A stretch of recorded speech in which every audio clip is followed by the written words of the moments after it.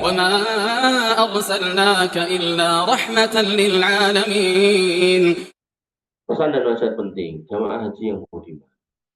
Kami panjatkan puji kepada Allah Subhanahu wa taala telah melimpahkan taufiknya kepada kita semua untuk menunaikan ibadah haji dan berziarah ke Masjid Haram. Semoga Allah menerima kebaikan amal kita semua dan membalasnya dengan pahala yang berlipat ganda. Maka berikut ini kami sampaikan pesan wasiat, semoga ibadah haji kita diterima oleh Allah Subhanahu wa taala sebagai haji yang mabrur dan amal yang terpuji. Yang pertama, ingatlah bahwa Anda sekalian sedang dalam perjalanan yang penuh berkah. Perjalanan menuju ilahi Rabbi dengan berpijak kepada tauhid dan ikhlas kepada. Jadi kalau ke sana itu harus membawa ketauhidan. Jadi jimat-jimat dicopot. Ya. Mobil khusus kesirikan hati juga harus ditinggalkan. Sampai kita berangkat dalam rangka mencari pujian orang, dianggap orang ini dan itu nggak perlu.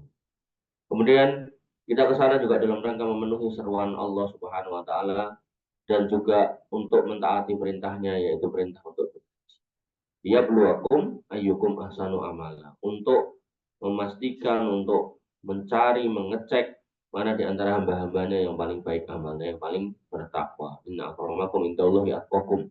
Sungguhnya orang yang paling mulia di sisi Allah dan yang paling bertakwa. Jadi kalau ada perintah hendak mangkat, kalau ada larangan menjauh, orang-orang yang bersegera di situ yusari'una fil khairat, buru-buru dalam kebaikan, inilah orang-orang yang baik, orang-orang yang beriman. Ketika tiada amal yang paling besar pahalanya selain amal-amal yang dilaksanakan atas dasar tersebut, dan haji yang mabrur balasannya adalah surga. Al-hajjul mabrur laisa lahul jaza illal jannah. Jadi kalau kemudian kita berangkat dengan membawa tauhid, bahwa keimanan yang tulus, kemudian ketakwaan, menjalankan dengan ilmu, maka insya Allah haji kita. Yang kedua, hendaklah kalian waspada dari tipu daya setan, karena dia adalah musuh yang selalu mengintai Anda. Maka dari itu, hendaklah Anda saling mencintai dalam naungan rahmat ilahi dan menghindari pertikaian dan kedurhakaan kepadanya. Ingat, Nabi SAW bersabda, la yu'minu ahadukum hatta yuhibba li akhihi ma yuhibbu li nafsi. Ya, tidak sempurna iman seorang di antara kita kalau kemudian tidak bisa mencintai saudaranya bagaimana dia mencintai. Artinya kita di sana nanti akan berkumpul tuh orang dari berbagai belahan dunia, berbagai ras, berbagai bentuk fisik, warna kulit dan seterusnya. Maka kita harus paham kalau semua adalah orang yang beriman dan kita harus menghargai. Ya, tapi kalau yang dibawa adalah permusuhan atau ikut singgol dikit itu kita minta maaf akhirnya berantem akhirnya sana terjadi kerusuhan, maka itu adalah sebuah bencana. Ya, sehingga orang-orang yang berangkat haji harusnya menata hati, jangan sampai nuruti emosi kemudian malah terjadi hal-hal yang tidak diinginkan di sana. Nauzubillah summa nauzubillah. Yang ketiga, bertanyalah kepada para ulama tentang masalah-masalah agama dan ibadah haji yang kurang jelas bagi Anda. Hingga Anda mengerti karena Allah Subhanahu wa taala berfirman, "Fas'alu ahla dzikri kuntum la ta'lamun." Maka ketika sampai sana kamu nggak paham, cari orang yang tahu. Pak, ini gimana hukumnya? Mas, ini gimana hukumnya? Gitu. Rasulullah SAW juga bersabda, "Mayyuridillahu bi khairan yufaqihu fiddin." Tanda Allah menghendaki seorang itu baik akan diberikan kepahaman terkait dengan agama. Jadi Allah kalau inginkan baik itu nggak cuma dikasih harta, malah bukan itu standarnya.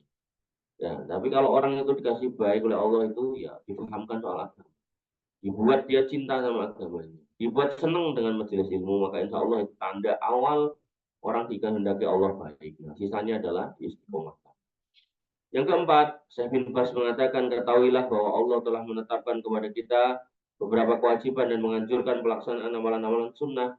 Akan tetapi, tidaklah diterima amalan-amalan sunnah ini apabila amalan-amalan yang wajib disia-siakan.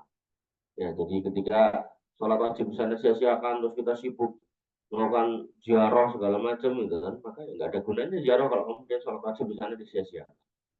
Hal ini sering kurang disadari oleh sebagian jemaah haji sehingga terjadi perbuatan yang mengganggu dan menyakiti sama mukmin. Contohnya ketika mereka berusaha mencium hajar aswad, ketika melakukan rommel, lari. Ya, mereka ketika sholat di belakang makam Ibrahim dan ketika minum air zam-zam. Amalan tersebut hukumnya hanyalah sunnah. Sedangkan mengganggu dan menyakiti sama muslim adalah haram. Maka sepatukah kita mengerjakan sesuatu yang haram hanya untuk meraih yang sunnah. Jadi sinkron dengan kitab yang kemarin ya, pada penulisnya beda ya. Nah, makanya harus kita pahami, ketika kita mau mencium hajar aswad, ya cium aja silakan. Tapi apakah harus dengan menyakiti orang lain? Ya, tentu ini yang nggak boleh. Nah, maka dari itu hindarilah perbuatan yang dapat mengganggu dan menyakiti satu sama lain. Mudah-mudahan dengan demikian Allah Subhanahu wa taala memberi pahala berlipat ganda bagi Anda sekalian. Kemudian kami tambahkan beberapa penjelasan sebagai berikut. Yang pertama, tidak layak bagi seorang muslim melakukan sholat di samping wanita atau di belakangnya, baik di Masjid Haram ataupun di tempat lain dengan sebab apapun selama dia dapat menghindari hal itu. Bagi wanita, tidaklah sholat di belakang kaum pria. Jadi kadang ada orang tuh begitu udah selesai tawaf, dia sholat di belakang makam Ibrahim. Nah, pokoknya nunggu ini, nah, ngarepnya perempuan, dia cuek-cuek aja. Ini nggak boleh. Artinya kalau kita bisa menghindar, harus dihindari. Wanita juga demikian, yang kemarin kita sampaikan. Kalau memang sholat di area tawaf yang utama, yang di bawah itu kemudian menyebabkan kita bercampur baur dengan laki-laki, yang kemudian mungkin kita akan ditabrak laki-laki, mending minggir jauh-jauh. Ya, nggak harus kemudian di situ ya. Kemudian yang kedua, pintu-pintu dan jalan masuk ke Masjidil Haram adalah tempat lewat yang tidak boleh ditutup dengan melakukan sholat di tempat tersebut walaupun untuk mengejar sholat berjamaah. Jadi yang namanya pintu itu akses orang. Ketika ada akses orang itu hak orang. Ketika hak orang banyak, kemudian kamu sholat di situ walaupun wajib itu tidak diperbolehkan. Ya, jalan juga nggak boleh digunakan untuk sholat. Saya pernah mengalami apa malam ganjil Ramadan 10 hari yang terakhir. Itu saya udah dapat soft yang baik, kemudian ya namanya pengen ke belakang lah saya. Balik udah dipakai orang. Kemudian muter hampir semua sisi Masjid Haram itu penuh semua. Sampai akhirnya ada orang mendirikan sholat di jalan. Kemudian ya saya ikut dong. Ada orang yang sholat di situ dan jumlahnya banyak.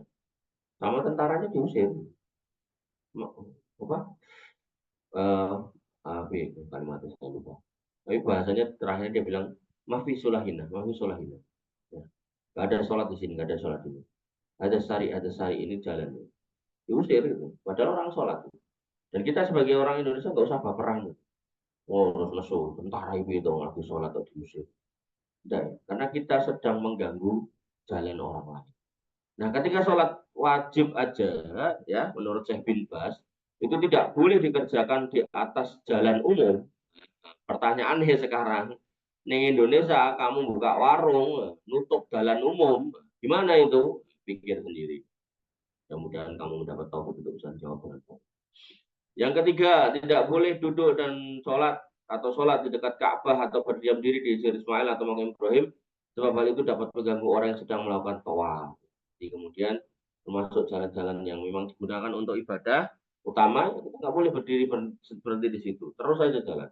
Apabila di saat penuh sesak karena yang demikian itu dapat membahayakan dan mengganggu orang lain. Sekali lagi, ya mengejar keutamaan ibadah tidak boleh didahulukan dari mengganggu orang lain. Artinya kita harus kemudian mencegah diri kita dari mengganggu orang lain, baru kemudian kita mengejar keutamaan ibadah. Yang keempat, mencium wajah aswad hukumnya sunnah, sedangkan menghormati sama muslim wajib. Maka janganlah mengesampingkan yang wajib hanya semata-mata mengejar yang sunnah. Jika dikala penuh sesak, cukuplah Anda berisyarat dengan tangan ke arah Hajar Aswad sambil bertakbir, lalu terus berlalu bersama dengan orang-orang yang melakukan tawaf, nggak usah berusaha ke sana. Seusai Anda melakukan tawaf, janganlah keluar dengan menerobos barisan, tetapi ikutilah arus barisan tersebut hingga Anda dapat keluar dari tempat tawaf dengan tenang. Ada orang yang itu kan baru mutar gitu, tiba-tiba dia motong seret gitu kan, nah akhirnya nabrak-nabrak. Harusnya yang muter lagi kayak obat nyamuk gitu loh, tapi mengarah keluar sampai akhirnya benar-benar bisa keluar. Itu cara yang bagus. Nah, kemudian yang kelima, mencium rukun yamani tidak termasuk sunnah. Cukuplah Anda mengusapnya dengan tangan kanan apabila tidak penuh sesak seraya mengucapkan bismillah, Allahu Akbar. Akhirnya kami berpesan kepada segenap kaum muslimin agar selalu berpegang teguh dengan Al-Quran dan Sunnah. Bagaimana firman Allah Subhanahu wa taala, wa atiullah wa rasul la'allakum turhamun. Dan taatlah kamu sekalian kepada Allah dan Rasulnya supaya kamu dikaruniai Allah